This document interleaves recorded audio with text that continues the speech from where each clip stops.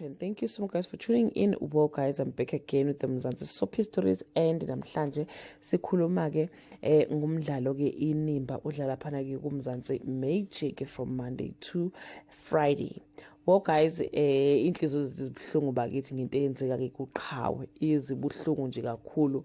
Lokhu uya found out nje uya found out iviki neviki uya found out njengoba last week guys found out ukuthi uma wakhe uzoleka.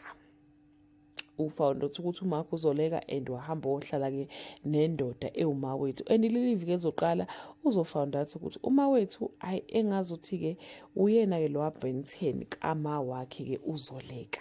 And ke guys ngikaze akwazi ke ukuhlala ke noma wethu nimbonile uma wethu ukuthi useqala ukumtreata ke otherwise ke uqhawe of which ke thina ke njengababukeli asithandi ke lonto indlela ke abesemtreata ke ngakhona. Bathi ke uma wethu will make a fatal decision about his future with uqhawe, then we later learn ukuthi uqhawe will struggle to face the new reality of her life guys. Base bethi ke uzogcina ngenama option ke uqhawe and find her way back to one place that still hold so much pain for her.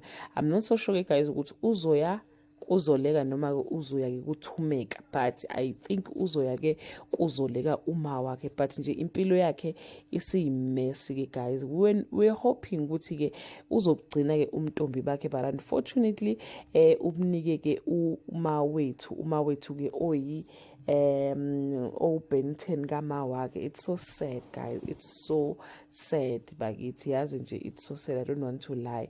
And ke enye into ezokwenzeka ke ukuthi ke uSydney guys uzothola something ezoneutralize ke uzoleka ukuze ke angaqhubeki ke nokushushisa ke undodana wakhe. Asazi ukuthi lonto ke izophela, kodwa kubuka sengazi ukuthi ke uLwandle akasafuni kuba i-sacrificial lamb kababu wakhe ke.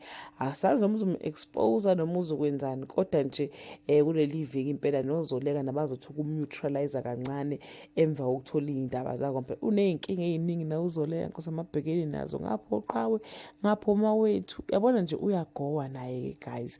So yeah guys, that's what you can expect kuleli viki ke eliqalayo kulo mdlalo ke inimba.